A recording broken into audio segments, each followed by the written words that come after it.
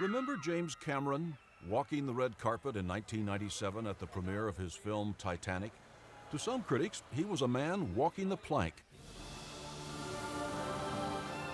headed for a sea of red ink with a $200 million movie that couldn't possibly cover its costs.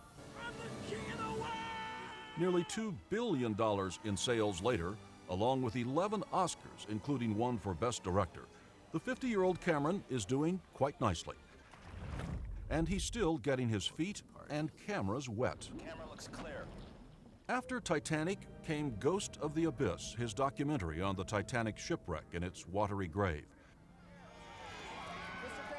And this month, Cameron was on the red carpet again to introduce Aliens of the Deep, a bottom-of-the-sea tour of places and creatures that trump anything Hollywood can create, because they're real.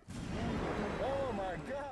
10-foot-tall red and white tube worms swaying ever so slightly in the currents.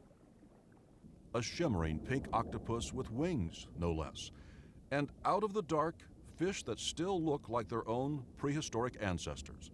All part of James Cameron's new neighborhood. We're getting some street cred in the deep ocean business, definitely. I grew up as a fan of science fiction. I love science fiction. I loved reading about alien worlds, alien civilizations, and the technology that we would create in order to get there. Well, now I get to do it.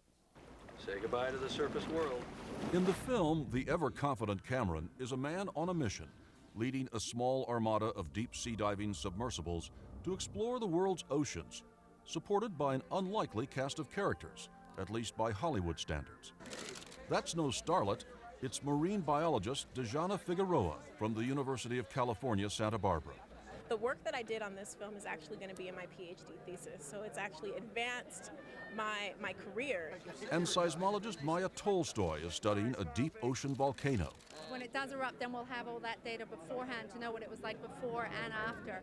And this is Tori Hoehler, an astrobiologist. I wound up on the cutting room floor, basically. Hoehler and other astrobiologists who did make it into the film work for NASA, America's space program, the same folks who are now planning future manned missions to Mars and beyond.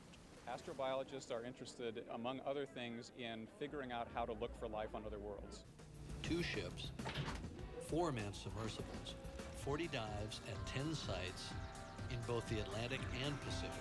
I like big operations, but this one was off the hook.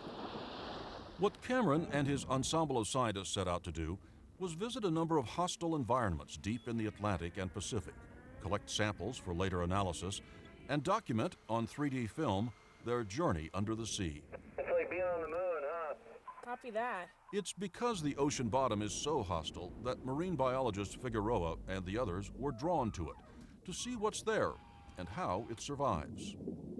There are places in the ocean where sunlight has never reached, not since the world began, and yet amazing life forms thrive there. Where about you, Kevin? You seeing this? Look at that. How does a creature like this work? Astrobiologist Kevin Hand was mesmerized. How can something like that be alive?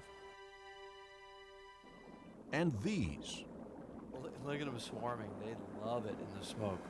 Masses of shrimp gyrating in 750-degree heat from hydrothermal vents belching poisonous smoke on the ocean bottom. Cameron's subs lit up the perpetual night like a Hollywood set, and he sent in a small robot camera called Jake to take close-ups. The party's been going on down there in the dark for the last billion years, and it's going to be going on for the next billion years. They're just doing their thing.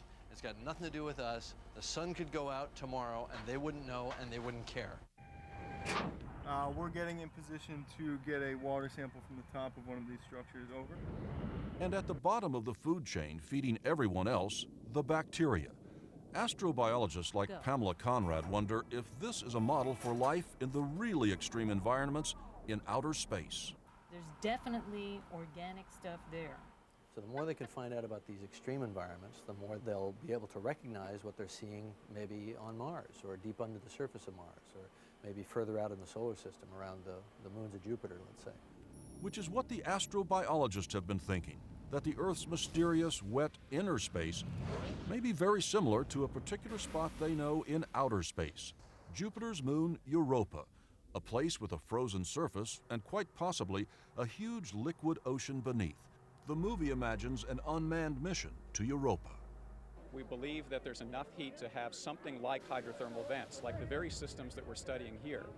A lot of people here believe that life on Earth began around these hydrothermal vents, and the excitement generated about Europa is that perhaps life there could have begun the very same way.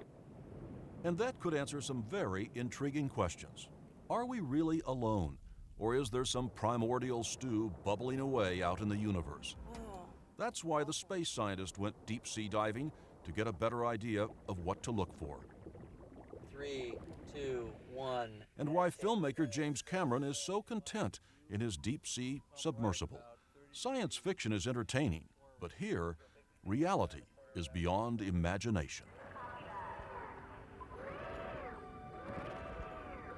Oh, this is gorgeous. I feel like I'm out there. Are you liking this? I'm loving this.